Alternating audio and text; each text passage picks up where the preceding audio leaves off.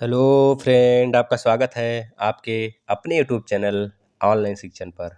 मित्रों, आपको पता होगा कि थोड़ी सी सेहत डाउन होने के कारण भी हम आपके क्लास ले रहे हैं, फिर भी आपकी जनसंख्या जो है कम होती चली जा रही है। इसका कारण कुछ होगा, आप लोग जानते होंगे दोस्तों। और बहुत सारे बच्चे व्हाट्सएप पे बोल रहे हैं, सर आप बहुत जल्द ठीक हो जाइए, फिर क्लास स्टार्ट करिए। ऐसी बात नहीं मित्रों, हम आपके क्लास तो चला ही रहे हैं। बहुत सारे क्लास, जैसे कि आपका सामाजिक अध्ययन में राजन सीरीज आपका फिनिश हो चुका है, तो इसी तरह हम लोग साइंस का भी फिनिश करेंगे। आपका मैथ का लगभग लगभग फिनिश हो चुका है ना। तो मैथ में कुछ क्वेश्चन रह गए हैं, उसको करने के बाद हम लोग दूसरे सीरीज कुछ स्टार्ट कर लेंगे। दोस्तों, जब तक हमारी तबीयत नहीं सही होती है तब तक हम इसी तरह आपको पढ़ाएंगे। जैसे ही कुछ इम्प्रूव मिलता है, होता है हमारे सेहत में, तो हम उसके बाद स्टार्ट करेंगे आपका बोर्ड पे, है ना मित्रों। चलिए, और अंजलि मैम क्लास ले रही हैं, आप वहाँ पे ध्यान दें अपना। और अर्चना मैम भी संस्कृत की क्लास डेली लेती हैं, थोड़ा सा आप उसको ध्यान दें, रिवीजन पे भी ध्यान दें अपने, है ना मित्रों। चलिए, हम लोग 50 तक के क्वेश्चन देख लिए थे, है ना। आगे देखते हैं 51 से। क्वेश्चन नंबर 51, रेगिस्तान का जहाज किसे कहा जाता है? तो बता देंगे दोस्तों, कैमल। दोस्तों, कैमल और लामा दो ऐसे जंतु हैं जिनके आरबीसी में दोस्तों केंद्रक पाया जाता है। आपको पता होगा मित्रों, आरबीसी, डब्ल्यूबीसी और आपका प्लेटलेट्स, तीन दोस्तों आपके कॉर्पसल्स होते हैं, जो कि हमारे ब्लड में पाए जाते हैं, हमारे ब्लड में पाए जाते हैं। 55% तो प्लाज्मा होता है, और कॉर्पसल्स की मात्रा जो होती है 45% होती है। 45% में तीन कह लीजिए कण पाए जाते हैं, आरबीसी, डब्ल्यूबीसी और दोस्तों प्लेटलेट्स। डब्ल्यूबीसी की संख्या दोस्तों, डब्ल्यूबीसी का जो कण होता है सबसे बड़ा होता है, फिर आरबीसी होती है, फिर जाके आपका प्लेटलेट्स होता है सबसे छोटा मित्रों, याद रखेंगे। लेकिन आरबीसी और डब्ल्यूबीसी, आरबीसी डब्ल्यूबीसी मित्रों, यह आपके एग्जाम में आएगा, इतना समझ लीजिए। तो आप इसको थोड़ा सा ध्यान से देख लें। आरबीसी, डब्ल्यूबीसी और प्लेटलेट्स, आरबीसी की संख्या कितनी होती है? तो बता देंगे दोस्तों 600। रेशियो में देखा जाए तो, एक मिनट हम फिर से लिख देते हैं इसे। दोस्तों, आरबीसी हमने क्या बोला, जो कार्पेसल्स होते हैं ब्लड कार्पेसल्स में आपके, आरबीसी, डब्ल्यूबीसी और प्लेटलेट्स। दोस्तों, जो आरबीसी होते हैं इनको हम क्या बोलते हैं दोस्तों? एरिथ्रोसाइट बोलते हैं। डब्ल्यूबीसी को ल्यूकोसाइट बोलते हैं, और प्लेटलेट्स को क्या बोलते हैं मित्रों? आप बता दीजिएगा। अब देखिए, आरबीसी की संख्या अगर रेशियो देखा जाए सबकी, तो 600 रेशियो 1 और रेशियो 40 होती है मित्रों, याद रखेंगे। इनकी यह संख्या होती है रेशियो में दोस्तों। जब हम ऊंचाई पे जाते हैं दोस्तों, आरबीसी की संख्या बढ़ जाती है ना, याद रखेंगे ये बातें। और जो आपका कह लीजिए कि आरबीसी में केंद्रक नहीं पाया जाता है, लेकिन लामा और कैमल दो ऐसे जंतु हैं जिनके आरबीसी में दोस्तों आपका केंद्रक पाया जाता है, न्यूक्लियस पाया जाता है। डब्ल्यूबीसी में न्यूक्लियस पाया जाता है। डब्ल्यूबीसी दोस्तों हमारे रोग प्रतिरोधक क्षमता को बढ़ाता है। आपके वाइट ब्लड सेल होता है दोस्तों। और प्लेटलेट्स, प्लेटलेट्स की संख्या अगर 1.5 लाख से नीचे होती है, तो आपको कह लीजिए कि डॉक्टर सलाह देता है भैया, जैसे हमारे यहाँ इस समय हमारा हुआ है, डॉक्टर सलाह देता है कि भैया आप बैठिए, आराम करिए, पढ़ाई करिए, है ना, कुछ भी करिए, लेकिन टहलिए नहीं ज़्यादा, है ना। तो याद रखेंगे, प्लेटलेट्स की संख्या 4 लाख, 4.5 लाख तक होनी चाहिए, 1.5 लाख से 4.5 लाख के बीच में होनी चाहिए, है ना। जीवाणुओं, नेक्स्ट क्वेश्चन देख लेते हैं मित्रों। यहाँ से आप याद रखेंगे, देखिए ऊँट जो होता है उसके पैर में पैर गद्दीदार होता है ना, बोला जाता है ऊँट को जहाज बोला जाता है रेगिस्तान का। क्यों? क्योंकि उसके पैर गद्दीदार होते हैं, धंसते नहीं है दोस्तों बालू में, इस वजह से वो चल पाते हैं दोस्तों। वो बहुत लगभग लगभग 1 हफ्ते तक बिना पानी पिए रह सकते हैं, क्योंकि उनका जो ऊपर का कुबड़ होता है दोस्तों ना, उसमें ऑयल की मात्रा बहुत ज़्यादा होती है। वह क्या करता है, उसी से उनका, जैसे कि जिसका उदर बहुत बड़ा होता है, पेट बहुत बड़ा होता है ना, उसको भूख जो है बहुत कम लगती है। क्यों? क्योंकि उसका जो उदर होता है दोस्तों, उससे वो अपना भोजन लेने लगता है ना। तो इस वजह से वो जल्दी पतला नहीं होता है, याद रखेंगे। क्वेश्चन नंबर 52, जीवाणुओं से प्राप्त होने वाली 2 प्रतिजैविक एंटीबायोटिक दवाओं के नाम बताइए। तो बता देंगे एरिथ्रोमाइसिन और नियोसाइमिन मित्रों, याद रखेंगे। नेक्स्ट 53 का क्वेश्चन का जवाब दीजिएगा। आदर्श रक्तदाब कितना होता है एवं रक्तदाब मापक यंत्र का नाम क्या है? भैया ये तो सभी लोग बता देंगे, वही डॉक्टर आला लेके चेक करता है ना, गए दुकान पे, भैया डॉक्टर साहब चेक कर दीजिए, तो डॉक्टर साहब उठाते हैं, कान में लगाते हैं, उसके बाद जो है कि पेट पे सटाते हैं, दिल पे सटाते हैं, हार्ट पे सटाते हैं, फिर उनको लगता है कि हाँ, मतलब कि कुछ पंपिंग हो रहा है, तो उसके हिसाब से वो बता देते हैं आपका रक्तदाब कितना है। अगर रक्तदाब आपका, देखिए इसमें सिस्टोलिक होता है, डिसिस्टोलिक होता है मतलब संकुचन होता है और विरलन, मतलब कि संकुचन में सिकुड़ना और फैलना होता है। तो जो आपका डिसिस्टोलिक होता है वो 80 होता है, और सिस्टोलिक जो होता है दोस्तों 120 होता है। 120/Hg, 120/80 दोस्तों, जो आपको Hg का मतलब मरकरी होता है दोस्तों, याद रखेंगे। मिलीमीटर्स ऑफ मरकरी इसको बोलते हैं, मिलीमीटर्स ऑफ मरकरी, जो आपका इतना रक्तदाब होना चाहिए एक स्वस्थ मनुष्य के लिए दोस्तों। स्पेग्नो मैनोमीटर से हम मेजर करते हैं। नेक्स्ट क्वेश्चन, मनुष्य की श्रवण क्षमता किस आवृत्ति तक सुग्राही होती है दोस्तों? तो बता देंगे वही 20 हर्ट्ज से लेकर 20 किलो हर्ट्ज तक या फिर 20,000 वर्ड्स तक, हर्ट्ज याद रखेंगे मित्रों। नेक्स्ट क्वेश्चन देखते हैं, क्या कारण है कि किसी गुब्बारे को उसमें वायु से हल्की गैस भरकर छोड़ने पर वह ऊपर उठने लगता है दोस्तों? क्योंकि पता है जो वायु में गुब्बारा भरा जाता है मित्रों ना, उसका घनत्व तो कम होता है। बस जैसे कि आप किसी बाल्टी में कभी एक बार अपना कह लीजिए कि कोई भी पॉलीथीन का सामान हो या फिर कोई प्लास्टिक का सामान हो उसको डालिए, एक कोई मेटल का सामान डालिए तो मेटल वाला ससुरा डूब जाता है, लेकिन जो क्या करता है प्लास्टिक वाला है वो तैरेगा। क्यों? क्योंकि प्लास्टिक की जो घनत्व होती है दोस्तों ना, पानी की घनत्व से कम होता है, इसमें जो पानी पे तैरता है। जैसे बर्फ ले लीजिए, बर्फ अगर बर्फ है, बर्फ आपका आइस जमा हुआ है तो पानी में 1/10 भाग दोस्तों ऊपर उसका रहता है और 9/10 भाग नीचे होता है, वह तैरता है। लेकिन क्यों? क्योंकि उसका जो घनत्व होता है पानी के घनत्व से कम होता है।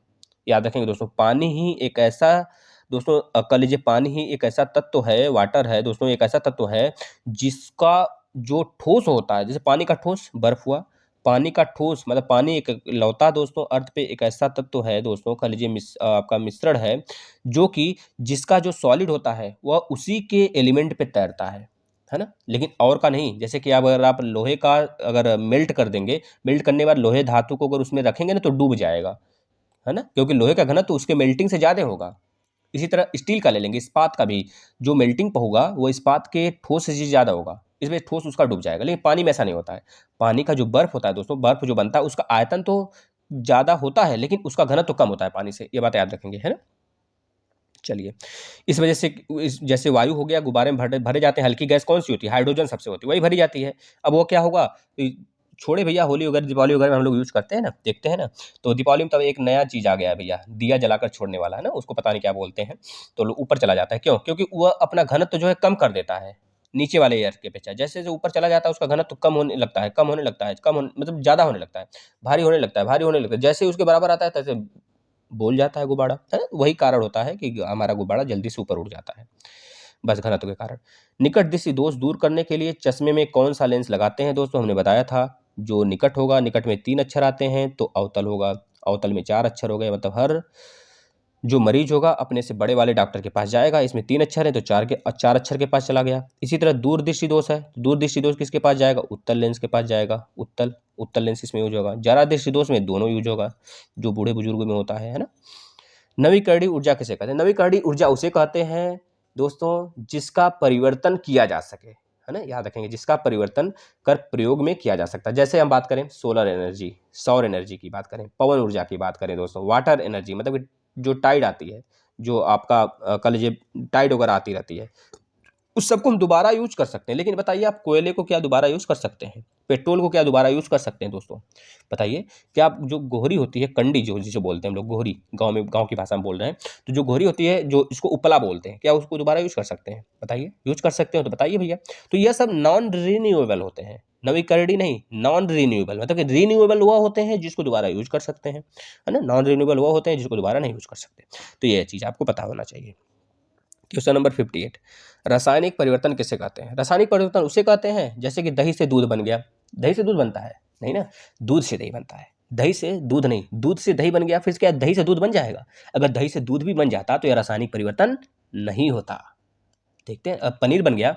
पनीर क्या है? एक सॉलिड स्टेट है, किसका भैया? दूध का, मिल्क का। मिल्क की जो शुद्धता होती है लैक्टोमीटर से यूज करते हैं, लैक्टो एसिड उसमें पाया जाता है, इस कारण दही बन जाता है ना। तो याद रखेंगे भैया, जो आपका लैक्टिक एसिड होता है उसके कारण दही बनता है, खट्टा दूध होता है, और दही बन गया तो रासायनिक क्रिया हो गया। याद रखेंगे, मोमबत्ती का पिघलना जो है भौतिक है, फिजिकल क्रिया है, मतलब फिजिकल भौतिक क्रिया है, भौतिक परिवर्तन है। लेकिन जलना मोमबत्ती का रासायनिक क्रिया है। जैसे बल्ब जल रहा है, बल्ब जल रहा है तो हीटिंग हो रही है, वहां से हीटिंग जब हो रही है तो रासायनिक क्रिया है। बल्ब जल रहा है, बल्ब जलना और बुझना यह भौतिक क्रिया हो जाएगी। ये चीज़ याद रखेंगे भैया, है ना। अगर बात करें दोस्तों कि अगर आप कोई भी कह लीजिए कि शक्कर वगैरह वाला, या फिर कह लीजिए कि आप कोई जूस वगैरह बना रहे हैं, पानी में अपने घोल दिया, क्या चीनी शक्कर, उसको उसको हम अलग कर सकते हैं, वाष्पन से अलग कर सकते हैं, तो भौतिक क्रिया हो जाएगी, है ना, याद रखेंगे इतनी बातें। जैसे कि हम बोलें कि भैया आपने बर्फ को पिघला दिया, पानी बन गया, फिर पानी से बर्फ बना दिया, ये भौतिक क्रिया हो गई। अगर कोई चीज अपने स्टेट में वापस आ जाती है तो भौतिक क्रिया होती है, जब नहीं आती है तो रासायनिक क्रिया होती है। बातें समझ में आ गई हो तो बहुत अच्छी बात है। देखिए हम ज़्यादा इस वजह से आपको थोड़ा सा एक्सप्लेन करते हैं भैया ना, कि जिससे आप आगे की भी जितनी भी अगर पेपर वगैरह दें तो आप वहाँ से निकाल सकें।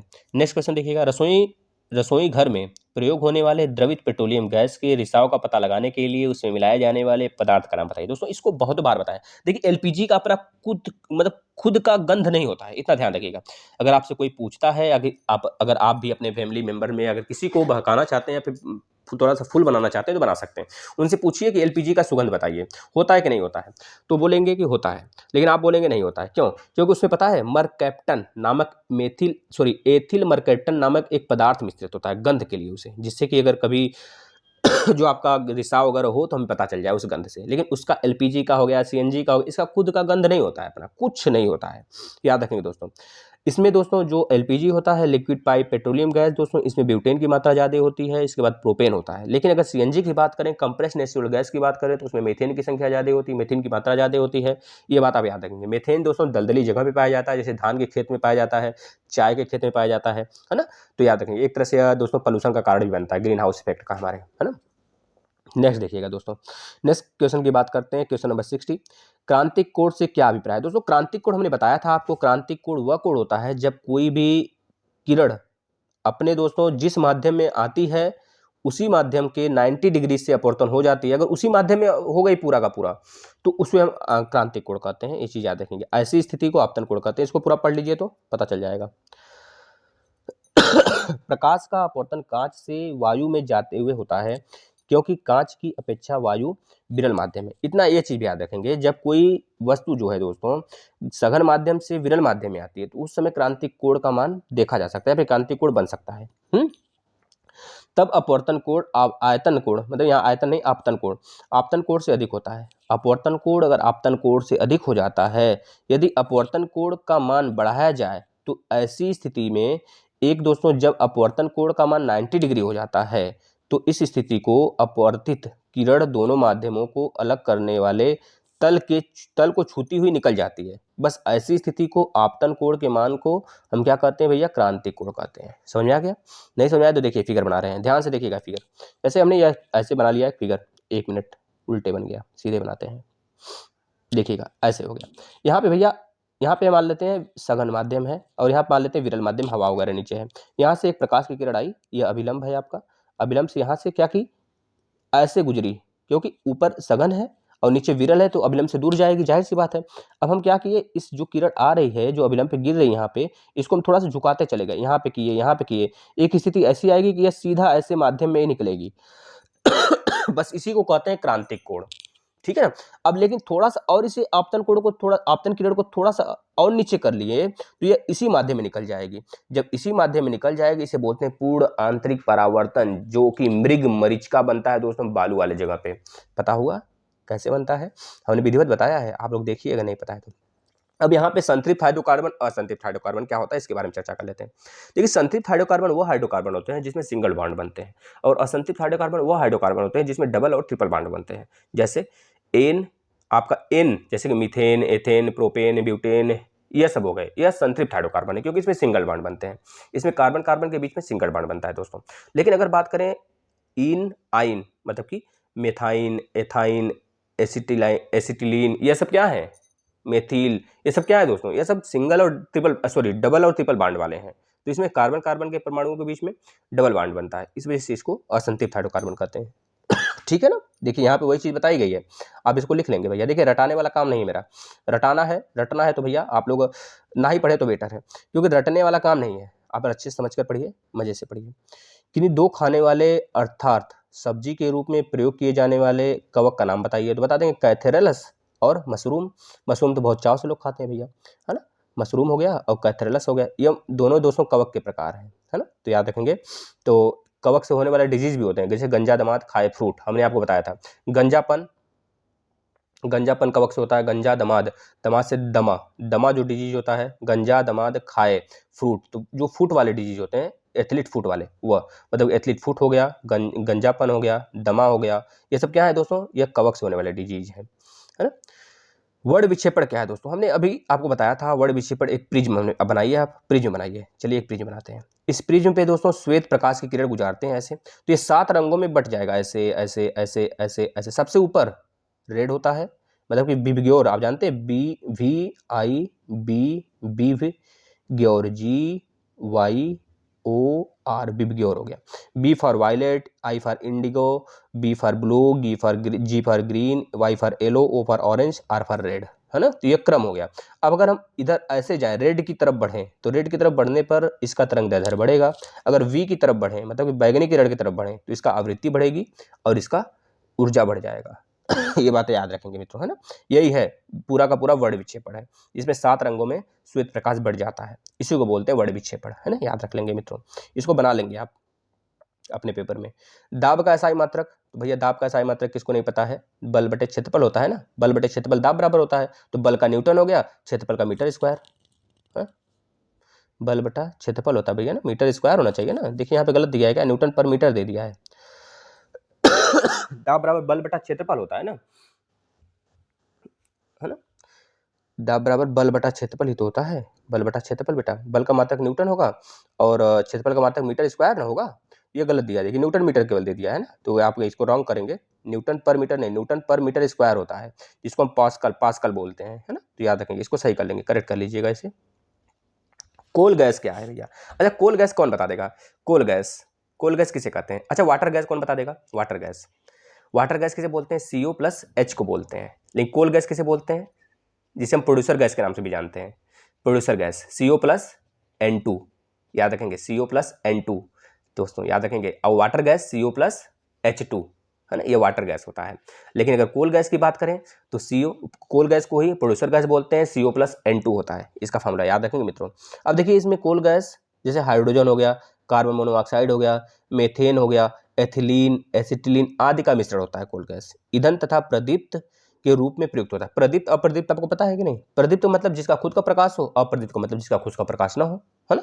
जिसके वजह से, जिसके प्रकाश की मतलब बहुत सारे प्रदीप्त वस्तुओं की प्रदीप्त की वजह से हम अप्रदीप्त को देख पाते हैं, जैसे कापी हो गया, पेन हो गया, मेज हो गया, कुर्सी हो गया, तो ये सब क्या है, चारपाई हो गया, ये सब क्या है, ये सब अप्रदीप्त हैं, क्योंकि जब तक दीप्त वस्तु रहेगी नहीं तब तक हम प्रदीप्त मतलब प्रदीप्त को नहीं देख पाएंगे, है ना। तो याद रखेंगे मित्रों। चलिए नेक्स्ट देखते हैं, जिसका खुद का रोशनी हो गया वह दीप्त हो गया। रेल की 2 पटरियों के बीच में थोड़ी जगह क्यों छोड़ी जाती है, क्यों छोड़ी जाती है भैया पता है ना। देखिए रेल की जो पटरियां होती हैं गर्मी के दिनों में ही बिछाई जाती हैं, क्यों, क्योंकि गर्मी के दिनों में जो मेटल होता है वह फैलता है, गर्मी लगेगी तो फैलेगा, जैसे घड़ी की सुई है, गर्मी के दिनों में स्लो हो जाती है, ठंडी के दिनों में फास्ट हो जाती है, और बसंत ऋतु में बिल्कुल सही समय बताती है, वर्षा ऋतु में, है ना। तो आपको भी ये पता होना चाहिए क्यों क्यों सही समय बनाती है, क्योंकि सिकुड़ जाती है, उसकी लंबाई कम हो जाती है, इसमें फास्ट हो जाती है। और गर्मी के दिनों में उसकी लंबाई बढ़ जाती है, इस वजह से थोड़ा सा स्लो हो जाती है, उसका आवर्तकाल स्लो हो जाता है लंबाई बढ़ने की वजह से, है ना, घट जाता है। जैसे आपने बताया था ना, जब कोई झूला झूलती हुई लड़की है तो उसका आवर्तकाल, जब वो खड़ी होती है तो उसका आवर्तकाल घटेगा कि बढ़ेगा, तो आप बोलेंगे अगर खड़ी हो जाती है तो उसका जो द्रव्यमान केंद्र ऊपर उठ जाएगा, इस वजह से वह उसका आवर्तकाल घट जाएगा। लेकिन अगर द्रव्यमान उस पर चाहे जितना दे दिया जाए उसे झूलते समय, तो द्रव्यमान का कोई इफेक्ट नहीं होता है वर्तकाल पे।